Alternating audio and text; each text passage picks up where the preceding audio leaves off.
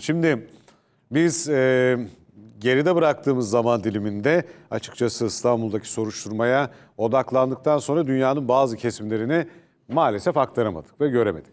Ukrayna Cumhurbaşkanı Zelenski dün telefonda konuştuğu Amerikan Başkanı Donald Trump'ın bu kez kendisine hiçbir şekilde baskı yapmadığını söyledi ve şu ana kadar bizden toprak tavizi de istemedi dedi. Ancak Trump'ın yeni bir isteğinin olduğu konuşuluyor. O da nükleer santral. Yani Ukrayna'daki Zaporijye nükleer santralinin Amerika mülkiyetine geçmesini istediği belirtiliyor. Ukrayna'da çözüm çabalarında bir aylık tam ateşkes hedefi gündemden düştü. Çünkü Rusya Devlet Başkanı Vladimir Putin sadece enerji tesisleri ve sivil altyapıyı kapsayacak kısmi ateşkesi kabul etti.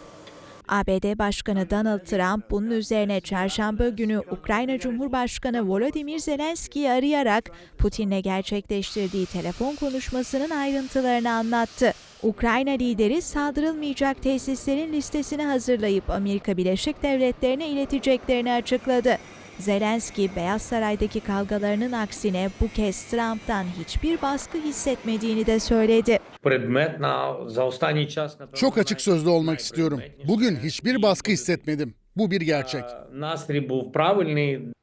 Zelenski'nin açıklamasına göre Trump, Ukrayna'ya ilave Patriot sözü verdi. Ama bu destek doğrudan sevkiyat şeklinde yapılmayacak. Bunun yerine Amerika Birleşik Devletleri, Ukrayna'nın ihtiyaç duyduğu ilave hava savunma sistemlerini Avrupa ülkelerinden temin etmesine yardımcı olacak. Beyaz Saray, Ukrayna istihbarat desteğinin de süreceğini açıkladı. Tüm bunlar Putin'in tam ateşkes için koyduğu şartları Trump'ın kabul etmediğine işaret ediyor. Ayrıca Zelenski, Amerika Birleşik Devletleri'nin Ukrayna'dan henüz toprak tavizi de talep etmediğini söylüyor. Hiçbir ek talep olmadı ama topraklar meselesi en zoru olacak. Bunu anlıyoruz. Bu konularda Ukrayna'yı azami ölçüde savunacağız. Başkan Trump yasal olarak hiçbir toprağı Rusya olarak tanımadığımızı anlıyor. Ancak Trump Zelenski konuşmasında yeni bir talep gündeme geldi. Amerika Birleşik Devletleri Ukrayna'nın değerli madenlerinden sonra nükleer santrallerini de devralmayı önerdi.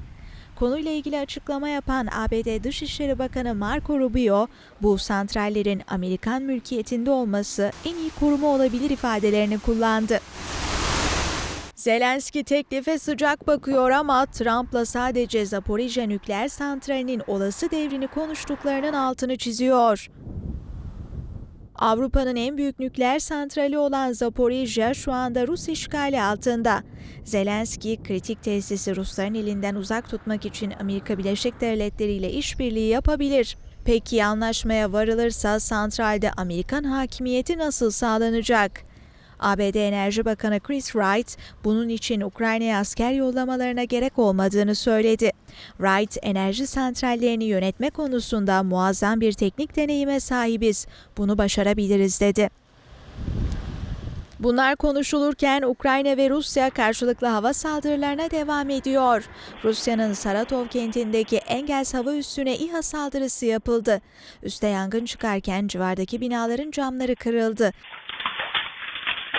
Yangın nedeniyle yakın çevrede yaşayanlar için tahliye emri verildi. Bunun savaşın başlangıcından bu yana Saratov bölgesine yapılan en büyük İHA saldırısı olduğu belirtildi. Engels hava üssünün nükleer kapasiteli stratejik bombardıman uçaklarına ev sahipliği yaptığı biliniyor. Diğer yandan Rus İHA'ları da Ukrayna'daki hedefleri vurdu.